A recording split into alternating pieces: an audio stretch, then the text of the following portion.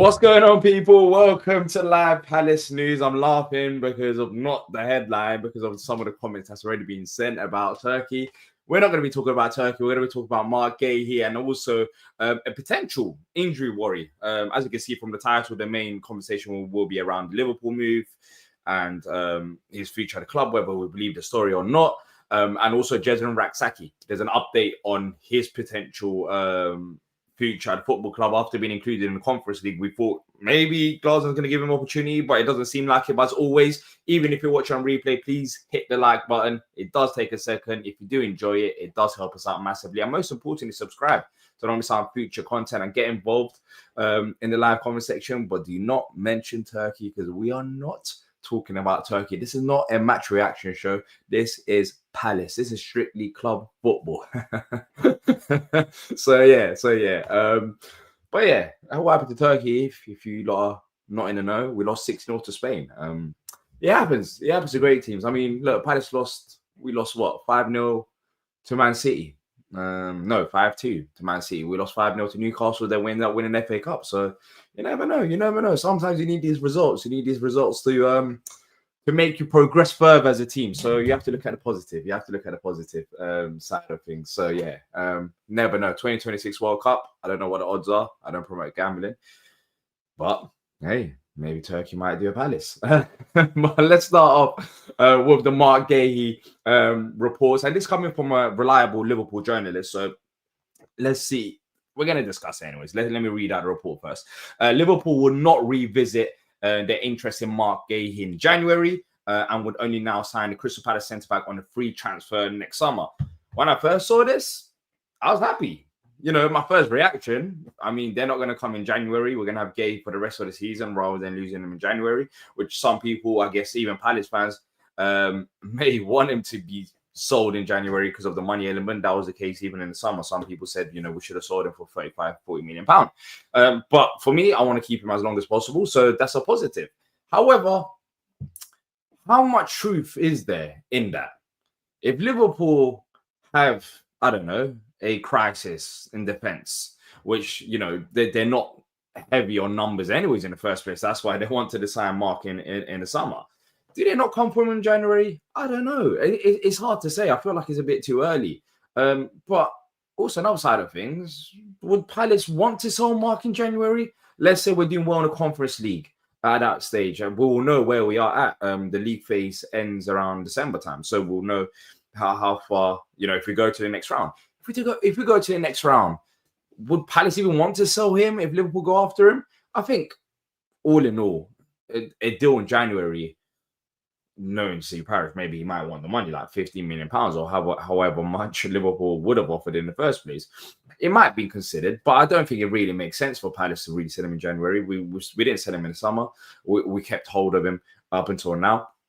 I think we keep a hold of him until the end of the season, and I expect us to go to the next round in the Conference League. So we're going to need Marc. And yes, we could have sold him for 35 million pounds now, and Conference League, roughly you win around 13 to 15. Well, you get around 13 to 15 million pounds if you do win it. I'm not saying we are going to win it, but we are one of the favorites. Let's not be around the bush. So in January, even if they did want to come for him, would Palace want to sell him? I'm not too sure, because I mean the Conference League is worth around 13 to 15 million pounds anyways alone, and then we'll see how we're doing in the league. But yeah, I don't think the saga is over. I don't think so. I think, as I said, I think context matters. I think situations matter as well, because if we don't do well in the Conference League, maybe we might be open to selling him to another club that could be interested in Guehi at that moment of time. It's not only just Liverpool. Guehi's a talented player. He's been rumoured, by the way, to join the likes of Barca. Well, there's interest in Barca and a few other European clubs. And remember, in January, he can sign a pre-contract. So yeah, I think all in all, I don't expect him to be leaving in that window, for the upcoming window. But let me know what you lot think anyways in the chat as well. I'll go through some of the comments, and then we'll talk about his injury situation, because apparently you could have picked up an injury, which is what we don't want, which is what we don't want right now. Hope Marc goes elsewhere. Liverpool's entitlement is mad. Want Marc to stay for the season anyway. Yeah, I don't think especially, look, I think if we're doing well in the Conference League, we don't sell Guehi regardless of Liverpool dropping their interest or reigniting their interest. Because as I said, at that point, if we go through to the next round, he's going to be worth around 13 to 50 million pounds anyways if we can go far and win it. And with Guehi in the squad, there's a good chance because he's our best player and also captain as well. Alex agrees with EY Football, saying may he pull an Elisa and spread his wings. I think he's going to try. I don't think Steve Parish is going to give up on keeping Guehi. But then again, based on all of the rumors and reports, I just don't see the benefit. I just don't see the benefit for Marc to sign a new deal at a football club. The only benefit it would be is for Palace. And does he really want to do that? Because we've all mentioned it. Next summer, if he's a free agent, even if he had like a £10 million release clause, that could impact how much money he gets. You know, that's £10 million saved for the football club, and that's probably £10-15 million that they can, you know, spend more on Marc individually rather than spend on Crystal Palace. So I just don't see Marc signing a new deal.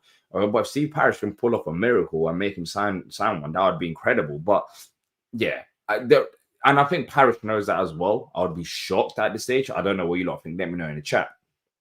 But, you know, if he had the chance for Guehi to sign a new deal, I don't think he's so desperately trying to sell Marc as he did. And we saw on deadline day, I know he pulled a plug last minute because there wasn't a replacement. But you can tell we were actively looking to sell Guehi. And he spoke about it as well during the season and also pre-season talking to the media. So I think genuinely he doesn't sign a new deal. I would be amazed if he did, to be fair. I'm going to go through some of the comments and then we'll talk about his injury. Guehi Shikota, I'm not going to read that bollocks. Evening. How do we know now what they'll need in January is clickbait? I think coming from Paul Joyce, he's a very, very credible Liverpool journalist. So clearly this comes from Liverpool side of things. I don't know if they're calling a bluff. Like, I don't know what their mind game's at, but I think currently, as it stands, they're happy going and getting him on the free in the summer. So yeah. But as I said, if there's injuries, then I don't think that's going to be the case, is it? It's gonna definitely change. And also on Marc, actually, let me read this.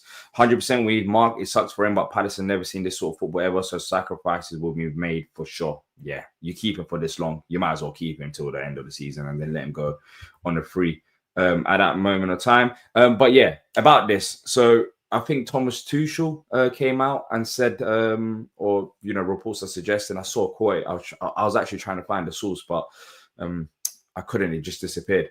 But apparently, Marc actually picked up a groin injury in England's latest game. I believe it was against Andorra. And that was, you know, he basically spoke to the coach, Thomas Tuchel, at halftime, but he ended up playing and then he got subbed around, I think, the 60th minute mark. But first of all, why on earth is he, if he's even picked up any slightest of injuries, with all due respect, it's Andorra at home.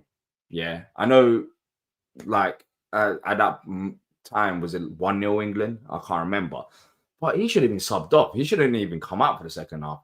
I don't think, the positive is, I don't think it's anything serious, because if it was anything serious, he wouldn't come out for the second half. But apparently he might be a doubt for England's next game. I don't think he should be a doubt. I think he should be confirmed that he shouldn't be playing if there's any types of injury risks for Guehi. And England's playing Serbia on Tuesday. I think he should be out of that. Like, I don't think he should be included in the squad if there's any chance of an injury. But thankfully, I mean, he got subbed off, so we'll see the extent of it. But it seems like he's a doubt for Serbia, so it's not like something concrete, like a massive injury. If a player's in doubt and not fully ruled out, then clearly he's got a bit of pain there. But yeah, I wouldn't even risk him. I don't know what Tuchel's doing, but hopefully he doesn't risk him. But yeah, he has picked up a potential injury whilst on international break, and we don't need that. We don't need that. The games are going to be coming thick and fast. We've got Millwall, we've got Sunderland, of course, and maybe you might see JD. You might see JD Campbell play in a Millwall game, especially if there's any injury risks. But yeah, I don't want Guehi. Well, we can't afford to have Guehi out long term, especially after we kept him. We have to make sure we have the most out of him. Big up to Felix as well. If Guehi wants to go Liverpool, then that'll happen. But I think Guehi was open to a Liverpool move as well in the summer window, but it still didn't happen. I think in January, what's really going to change? I mean, is he going to really force a move to go Liverpool? Unless our season's done and dusted in January and we're having a shocker in the league and the Conference League has been an absolute nightmare. I think at this point, it just benefits Guehi to stay longer. And also, as I said, he can speak to foreign clubs in January. So you can see who's actually really interested in him. And I think he'll end up staying at Palace and leaving next summer, to be fair. Liverpool have no idea many factors in play. No way are we selling Guehi in January. I don't think so as well. I think, let's be real, I think we'll go to next stage of Conference League. And at that point, that's worth around 13 to 50 million pound potential winning it. And I think we've got a good chance. With that, Tuchel's on Marc for keeping Marc on the pitch. Exactly. I don't understand it. I actually don't understand why he kept him on the pitch. When he got subbed off, because I had the game on in the background, I was doing something. When he got subbed off, I was thinking, oh, interesting. I mean, at that point, of course, England were winning. So I was like, cool. Maybe he just wants to see something different. I didn't suspect an injury, but, you know, he shouldn't be subbed off at half time. As soon as he has anything, any worries of injury, he should not be in play. Yeah, we'll talk about Devenney, actually. We'll talk about Devenney after Rak-Sakyi, because he's actually been playing good for Northern Ireland. But yeah, bollocks is all love, is all jokes. I'm joking with you. Yeah, hopefully it won't go to Liverpool. A lot of people feel like this, you know. It's crazy because I think of how Liverpool acted in the summer and tried to do us dirty. So yeah, I mean, Liverpool fans are pretty confident that he'll be going Liverpool, but I'm not certain. When the Barcelonas, etc., get mentioned, I think Real Madrid has been mentioned as well. Would you not want to try something different? Bayern Munich? I mean, Elise done it, and then eventually, I think he'll make his way to the Prem anyways. And well, he's played in the Prem just like Elise did. And if he wants to come back to the Prem, I think opportunities will arise. I'm not gay. I don't know how he's feeling or where he wants to go, but in January it's gonna be interesting. It's gonna be interesting. England's they finished proper shit without Marc. Yeah, but come on, against Andorra, like, do you need Guehi to play against Andorra with a potential whilst playing with a potential injury? No, I don't think we need, like, no one needs that. It's not needed. England should be able to get the job done without Guehi in defence. So yeah. Well, apparently there was meant to be a statement, right? According to Ed Aarons. What happened to that statement? It's silly. I've never expected Marc to come out and put out a statement about he's furious to stay at Palace or anything like that. Like, that is totally against what we know about Marc. He's a true professional. He's the captain of this football club. You saw his quotes after the Villa game as well. You know, he might have wanted to move to Liverpool, but he's not that type of player to sulk and give up. And yeah, it was absolute BS from Ed Aarons. But whenever Ed Aarons really speaks, to be fair, is anti-Palace. So I don't know where on earth he gets his sources from, and he's meant to be a Palace fan as well. But yeah, it just feels a bit crazy. But yeah, thankfully nothing like that has happened. I understand that, David. Like, I've had that thought as well, but it really doesn't make any sense. If he'd done it, the only reasoning would be like, we have an incredible season. Let's say we have an incredible season. I'm not saying it's going to happen, and we're fine. But I don't know, Champions League spots, top 5 or top 6 or something like that.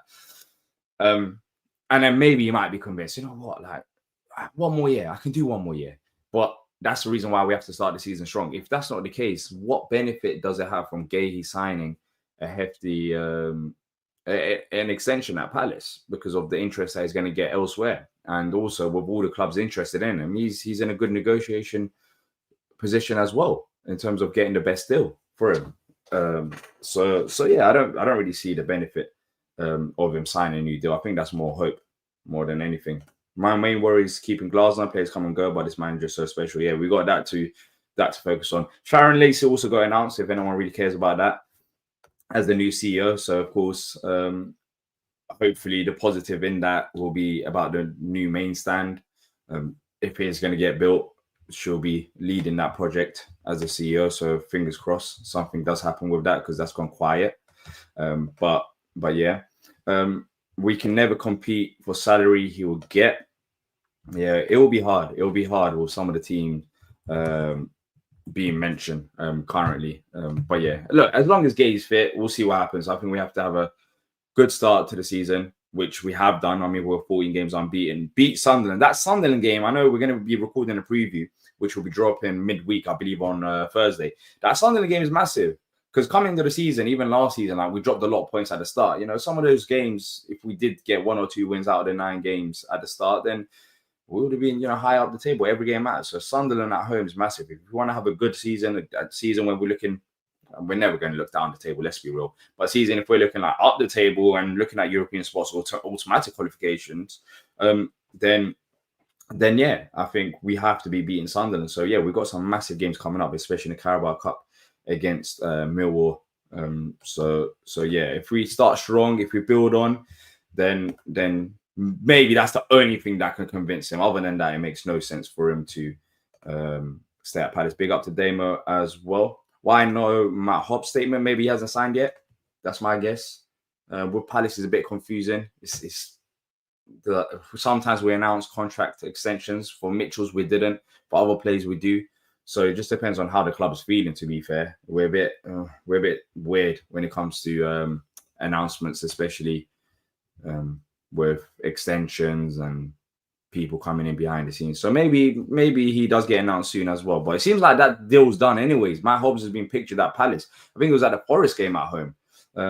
He was there. So I think that's pretty much done. I don't know if Palace are actually going to announce it, but let's see. Only a matter of time before that should be confirmed.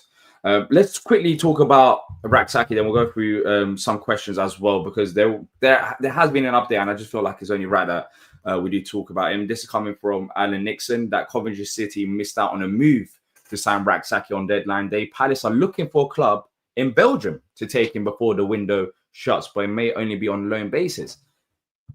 So I don't know why Coventry couldn't get a deal done for Rak-Sakyi. I don't know if it was the finances involved. I don't know if I assume Rak-Sakyi probably would have been open. But what's interesting about the last part of that story is that we're still looking to move him on and potentially looking for a club in Belgium, which shows how desperate we are to move him on, despite him being mentioned in the Conference League squad. I don't know what you lot think about it, but yeah, I never really, I always say this, I thought Rak-Sakyi's future at the club was done in January whilst he was out on loan when we signed Romain Esse, pardon me. I don't think we've done a good enough job this summer, getting rid of him. I think with Rak-Sakyi, there should be a market more than Edwards, especially, young player. Celtic were interested, Rangers were interested, and we kind of held tight. But if because clearly he's not in Glasner's plans, right? If he goes on loan to Belgium, is that a move which is positive? Like, it seems like we're just doing it to get rid of him more than, oh, wait, we got a good deal. It's all a bit baffling. With Rak-Sakyi, you would expect more demand, and I think demand was there. But maybe not having a sporting director played a part in this, because we know that, Ian Moody, Steve Parish, I think Ben Stevens, the assistant sporting director, were running the show this summer. Well, a move should have been found for Rak-Sakyi. It can't be as complex as Odsonne Edouard. And the fact that we're still looking to move him on at this stage is weird. I thought he might have had an opportunity with the Conference League, but clearly it doesn't seem like it is. Doesn't that screw our conference squad? We need him as a homegrown player, or squad shrinks to 22. It's a good shout. I haven't actually looked at we've looked at the squad here, but I don't know how much of an impact. Clearly, it must, we must be fine if we're looking to send him out to Belgium, or even if it's a loan move. Maybe someone else can replace him. I don't know exactly how it works, because the squad has been confirmed and the window here is shut, but the window in certain countries abroad, I think, is still open. In Turkey as well, still open. Clearly in Belgium, is open as well. So I don't think it would screw us, because we're not going to be doing that, are we? The club ain't that dumb. If he screwed us and we need a Rak-Sakyi for homegrown players, then we won't be getting rid of him. Does anybody know much about Rak-Sakyi's character? As he definitely has ability. I've never heard anything bad about him. Never. I don't know if anyone else has. I think he's got ability, but personally, I don't think it's anything about his character, but I don't know. I don't know that. I can't confirm or deny anything like that. I just think the club feel like he's not good enough to be a Premier League footballer. So that's what we're banking on, and we're saying Romain Esse will be. So yeah, it sounds like a move just to send Rak-Sakyi out. To be honest, yeah, 100% to Belgium, even if it's a loan move. It seems like we're desperate to get him out the door. That's what it seems like, desperation from Palace more than anything. Boom's saying to loan him out, we need a better team than Championship level. If we want to promote his development, only Europe can provide that. I don't think we want to develop him. Rak-Sakyi is not an old player. He's still young. He's still got room for development, of course. But he's 2023 in a month's time, or less than a month's time, 5th of October. So he's not a young player. He's not like an 18, 19-year-old. He's 2023. He's gone out on loan. You know, he's had loan moves. He's been at the football club for a while as well. He's gone Charlton on loan, scored 15 goals in 43 appearances. Then afterwards, he went Sheffield United on loan, scored 7 and 35. So Palace have enough profile or enough, what do you call it, footage. And we've seen Rak-Sakyi play at the top level, but we're clearly saying he's not good enough. So I don't think it's anything to do with his development. I think if he was to go on loan to Belgium, it's more to do with Palace just wanting to get rid of this player because clearly we don't rate him. Isn't it that Jason Rak-Sakyi isn't willing or able to play the way Glasner wants? Hard to say. Maybe Glasner thinks that, but how many games have we seen Rak-Sakyi play under Oliver Glasner? So yeah, exactly. Whenever there's anything to talk about Palace, we'll be here talking about Palace. We're banning an all Turkey talk. Turkey didn't even play today. So yeah, whenever there's Palace talk, we're here. Why did we turn down £10 million from Southampton for a ridiculous decision by Parish? That's if that's true. Is that true? Was it £10 million up front? Was it, I don't know, maybe £5 million or £4 million fee with 10 million add-ons? It's hard to say.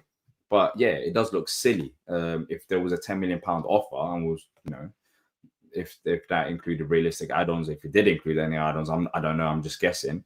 We should have probably took that. I mean, he was after, was it last season? It was Southampton looking at paying around £15 million. So this summer, there was a report that came out, £10 million. But surely, if Southampton were willing to pay £10 million, we would have took that deal. Unless we were crazy and thinking that we're going to get like £20 million for him, or we wanted to get extra money, maybe holding out for £15 million. But if that's the case, that's backfired. And we look silly because he's going to be going out on loan, which is not going to be ideal because we're going to be in a similar position come next year. Talking about next year, when does Rak-Sakyi's contract actually run out? When does it actually run out? I need to look at this because I assume he's still got a few more years left in his deal. He's under contract till, when does it run out? Hold up. 2027. So yeah, next year will be his final year of his contract. It runs out the season after that. But yeah, if we were to loan him out, then we're in a similar position to what we are this summer and last summer, by the way. That's 2 summers now that we haven't been able to sell Rak-Sakyi. But I don't think last summer we really wanted to sell him. It was pretty much this summer because last summer Esse wasn't really in the picture. So yeah, Dougie needs to step up with some Saudi money for Rak-Sakyi and Hamada. Hamada, he's like a forgotten man. He's not included in the Conference League squad. I don't know what we're gonna do with him. When does Hamada's contract run out? When does his contract run out? Because more than Rak-Sakyi, I mean, Rak-Sakyi's still got interest here and there. Hamada, he's got nothing. He's literally got nothing. Like, I don't know what clubs. Oh, he runs out next year. Hamada's going to be leaving as a free agent. But maybe we might be able to have a deal to, mutual agreement to end his contract as it runs out in a year's time. Maybe he gets paid out and then we get him off our books. Or we just ended up paying him whatever he's getting weekly right now and keeping him at the football club. How many likes are we also on, people? I haven't even mentioned the likes as much. I mentioned, 63 likes. Thank you to every single one of you that's done that. I don't even mention now. Thank you to you lot for hitting the like button.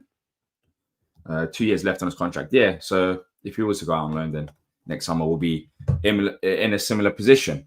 Let's talk about Justin Devenney now as well. Justin Devenney for Northern Ireland. He's been playing very well from what I've heard. I haven't watched him play. I've seen clips.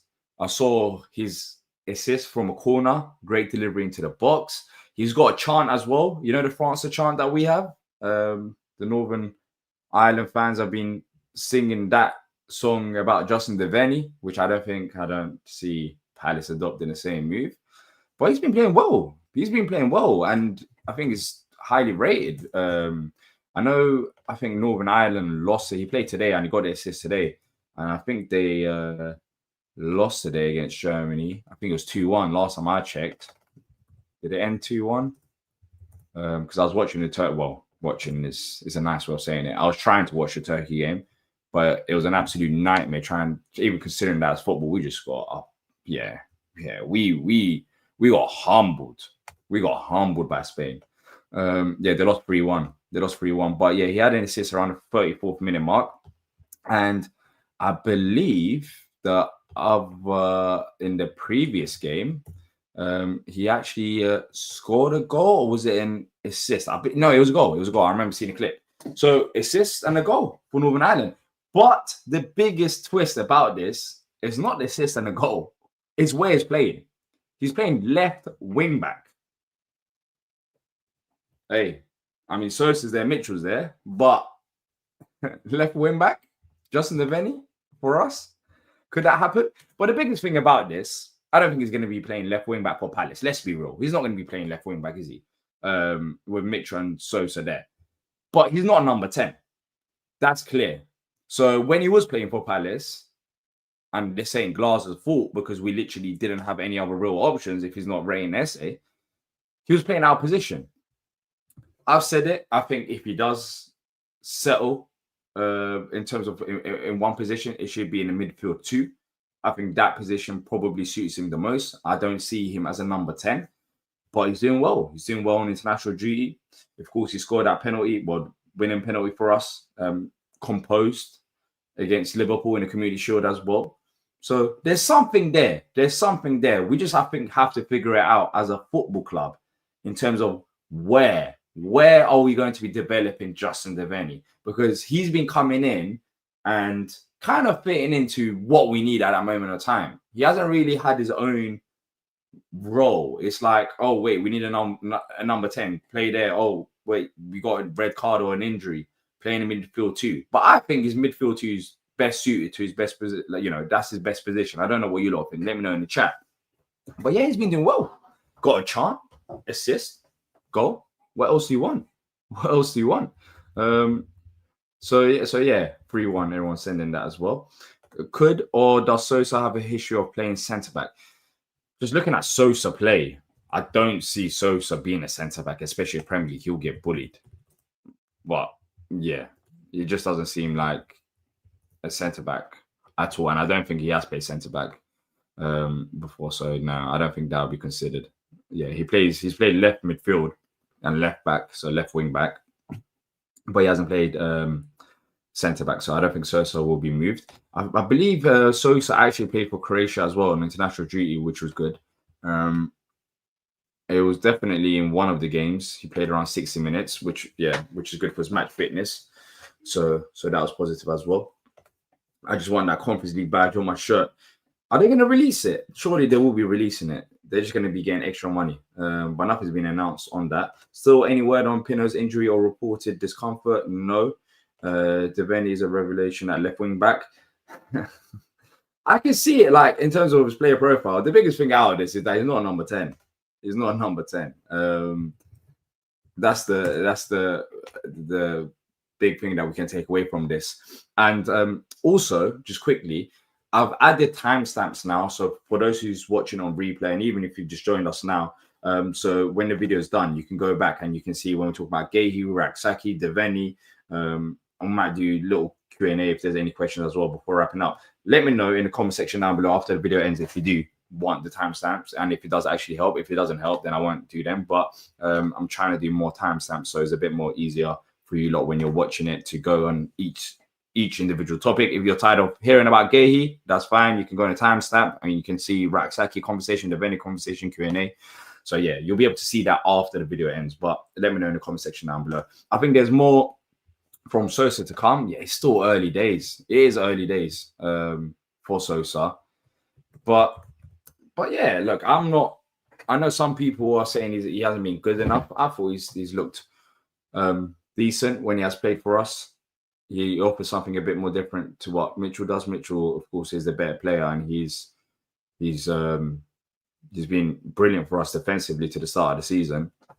But yeah, it's still early days. I think Sosa needs a bit more match fitness more than anything before we see the best out of him. So I don't want to be too harsh in terms of writing him off or saying he's the next big thing. But I've got high hopes for him. I have got high hopes for him. I think Sosa is going to be good for us, and hopefully he has a bit more of an impact than Ben Chilwell did, who's now actually, we're going to be facing him in Strasbourg. I don't know if he's a starter, but I'm looking forward to that. It's going to be Sarr. Sarr will eat Ben Chilwell. Like, he will rip him apart. I have 100% confidence in that. So yeah, let's see what happens with that. But if you do have any questions, send them through. We'll go through some questions before wrapping up. Just put a Q and a dot before it, and then we'll answer them as well. So yeah, let's go through some of them as well. If there's any question, let me see. Should Esse start against Sunderland? No, I don't think he'll be starting. Actually, let me know what you lot think in the chat. I don't think Esse will be starting. I think Pino should hopefully be fit by then. So I think it's a case of Pino and Daichi. I mean, Daichi played very good in the number 10 against Villa. And then in midfield, as a go with Lerma. I just don't see him starting Esse. Hopefully I'm wrong, but I just don't see that happening against Sunderland. When we had no number 10s, when we were struggling, he didn't start him. And also Uche. Does he give Uche an opportunity? Does he go with maybe Pino and Uche as the number 10s and put Kamada in midfield? I don't know. There's a bit of flexibility now with the new signings coming in, especially Uche and Pino, in terms of what he wants to do. But in that realistic pool looking ahead, I just don't see Esse starting against Sunderland, to be fair. Esse will never start, and most likely will never play him again. He doesn't like him, and said he's not ready. Yeah, he said he's not ready, but I don't know if he will never start again. I just feel like he needs Esse to develop. And clearly not ready right now doesn't mean he's not going to be ready later on. But yeah, Esse does need opportunities off the bench.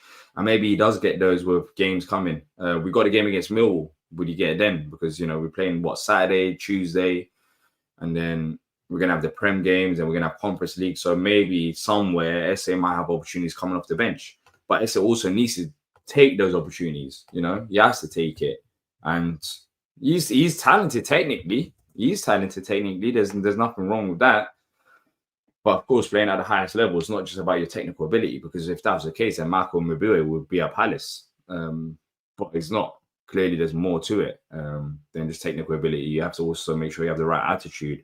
You understand what your manager asks from you, both on the ball and off the ball. Can you trust Esse defensively? There's lots of questions. It's not just technical ability. Football's not as black and white as that.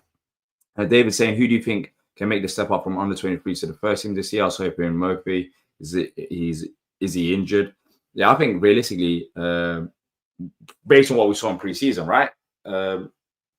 Jemide will be the one to look at as in the centre-back department, especially with the Conference League games. Because we only had one centre-back, we still kept Guehi. Guehi as well. Chadi Riyad, he's coming back from his injury, but I don't know how long it will take him because he's been out for a while. So maybe Jemide could get an opportunity here and there. There were talks about, what's going to happen with his future because we're signing Cambo. But yeah, I think realistically him at his current moment of time, I don't really see anyone else making that mark based on what I saw in pre-season. Of course, some of these players went out on loan as well. Daniel saying, as we suspect, Glasner will go when his contract runs down. who's out there as a suitable replacement manager to fill out those shoes. It is so like too early to talk about that. Who's gonna be out of a job next summer? There's so much that can happen. There's so much that can happen. And is he 100% leaving? Let's see. I think there's a good chance Glazer does leave because of what happened last summer and this summer. But maybe Parish have those conversations and can try to convince him to stay. Too early to say if Eze isn't going to start. He's still adjusting, to be honest, to what Glazer wants him to do. He did well off the bench last time. Yeah, I think it's early to write him off right now to say he'll never start for us or even play for us. I think he'll get those opportunities. But remember, he's young. Eze is young. He's got first-time experience, of course, at Millwall as well. But it's not like I don't know, Yeremy Pino, 22, is coming in. Eze is 2 years younger than him, but at Eze's age, to be fair, Pino, he made his debut. No, younger than Eze. Yeah, Eze's played 61 appearances for Millwall, scored 6 goals, and there's only 8 appearances for Palace. With that 1 goal against Brentford, he's still young. He's got room for development. So yeah, I think he will get his opportunity eventually. Also, Walton Assange's Glazer admitted he should probably rotate more. Maybe we'll start seeing more of the fringe players. Yeah, he did say that after the Villa game, and I liked his honesty. But then again, I also felt bad for him because he mentioned rotating more. Yes, look, Eze's on the bench, and you can go different in midfield as well. But in terms of like rotating and trying to win the game, we just didn't. Even in the Villa game, we just didn't have as much to rotate. And it's not just Villa. I think it's talking about rotation maybe against Fredrikstad as well, because eventually, all of these games are tiring out the players. And who could have we rotated instead of Wharton? Who do we start against Fredrikstad in midfield or Sarr? Eze is the one you're looking at, but clearly he doesn't think he's ready. So maybe he does rotate a bit more, but now that we've got more players, he might be more open to it, because before we just didn't have the squad depth for him to be able to rotate like he wanted. And so yeah, I don't believe this summer has any bearing on Glazer's position. If he goes at the end of the season, then I reckon that would always be his plan to move on. Well, it depends on how you look at it, because he did say he would consider Palace as like one of the league jobs, apart from, of course, the top 6 clubs if finishing in the top 10. So why would you want to leave that unless there's a top 6 club that comes to him? I think if Glazer was to leave this summer and just sit and be a free agent and not go to another club, then I think that's more about what's happened. Well, next summer, that's more about what's happened maybe this summer and last summer. Maybe he just feels like he's done enough at Palace. So it's hard to say. There's both ways of looking at it, to be fair. And Crystal Palace manager thinks he know it all. Glazer does know it all. I mean, he's our best ever manager. So, I mean, it'll be crazy to question Glazer. Mary saying the team is the most important thing for Glazer. His type of players need to work hard for the team. And I think that's why Yeremy Pino is an exciting signing. He will offer something different to what Eze could have offered. Eze was still very good for us. But defensively, Pino, if you haven't already done so, check out the video that I recorded with Villarreal Fan TV. But he will pick up yellow cards because he likes to put in the defensive efforts and work. And we know how important it is for all of the 11 players to be able to put in the shift defensively. And I think Eze, in terms of tactical requirements, he met those. He was at the right place, right time, and the pressure triggers. I don't think Eze lacked in that, but I think Pino has that extra effort, which Glazer appreciates. So yeah, you have to be working hard in the system, and that's why we're one of the best teams defensively in the Premier League. So yeah. Do you think our players want to play for Palace more than their countries? I don't think so. Playing for your country is a different kind of honor, but I guess it depends on who you're talking to and who you ask, because I know some people don't care about international football as much. But I don't think Guehi wants to play for Palace more than he does for England. I can't imagine that. I think Devenney probably the same with Northern Ireland. I think there's that pride playing for your national side. So yeah, I don't imagine that to be the case with any of the players, to be fair. Do you think we can still get Dion Monday in January, or has that boat sailed? I think that boat has sailed, unless we're willing to pay £40 million or 4 million euros or 50 million euros, whatever they were saying, which doesn't really fit into what we're trying to do, paying 40 or 50 million euros, because, you know, we're trying to get these players for around 20, 25 at most, and then sell them on for a higher price tag. But if we want to go for quality, then yeah, Diomande makes a lot of sense. I mean, then you can get rid of Guehi, bring on Diomande. But Sporting, we saw it with Gyökeres. They will play hard, but Diomande, 21 years old, would be perfect replacement for Marc Guehi. But I just don't see a deal like that happening in January, to be fair, whilst the season is going on, because I don't see us losing Guehi in January. Next summer, it might be something to look out for, but that depends on what direction the club want to go in. And if Oliver Glasner start a football club, because that's a big thing as well to consider. Glasner, of course, plays 3 at the back, but our previous managers, not all the managers at Palace, have played 3 at the back. So if we go 2 at the back,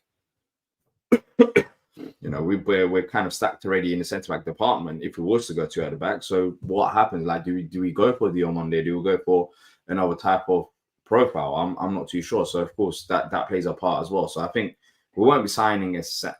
It would be nice if we did in January, but I think until we know Glasner's future at the football club, I don't think we'll be signing a centre back till maybe like next summer. Because 2 at the back, 3 at the back, it makes a massive difference, of course.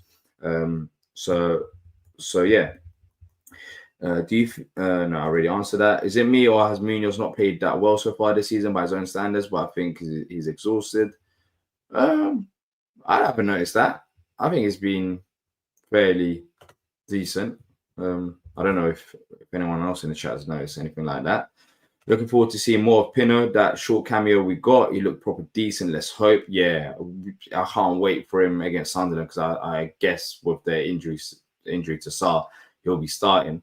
But yeah, he looked exciting, and also, as I said in that video recording and hearing some of the things, he's an exciting player. He's a good player. That's the most important thing. He's a good player. He's exciting. He's got experience. He's won at European level, the Europa League, at his previous club. So yeah, there's a lot of excitement. There's a lot of potential, and hopefully he lives up to that potential. And I think he's at the right place with the right manager. If you're talking about a manager that can get the best out of the players, then we've got the right one at the football club, Oliver Glasner. So hopefully Pino develops well under him this year. But I don't think, hopefully I'm wrong, but there might be games where Pino, of course, struggles whilst he's adapting to the Premier League. But I'm less worried about that, because he's already played at the top level from a very young age. And there's also Spanish international as well. So I don't think it will take him long to adjust to the Premier League. So yeah, we should go for him in January, on Monday, and let him know how Glasner wants to play. I just don't know if Palace would do that based on what we've done this summer. It'll be great. I mean, you signed Diomande in January, and then Guehi goes in the summer. You guys replacement already in the football club. That is exactly what Glasner wants. You know, replacement in before the player leaves. But as I said, I just don't see us paying that kind of money in January. But it could happen. That's just my fault.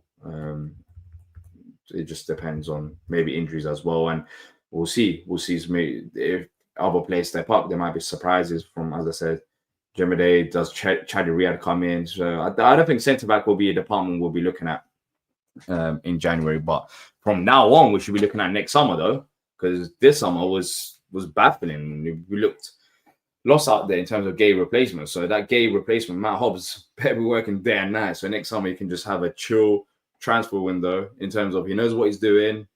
Replacements all sorted, list sorted. We know what business we want to do. Do all of that work now, then next summer should be a breeze, because this summer was very confusing. But look, people, I'm going to wrap up now. If you have enjoyed it, drop a like, subscribe. We'll be back, of course, for the opposition preview, match preview, and more. So keep your eyes peeled for that. That's it from me. Let us know your thoughts in the comment section down below after the video ends. The tags will be there as well if you just joined us now, so you can go and rewind and watch whatever section of the show you do want to watch. It's a new feature I'm trying to introduce in many shows as possible, so let's see if it works out. But yeah, that's it from me, and until next time, up the Palace.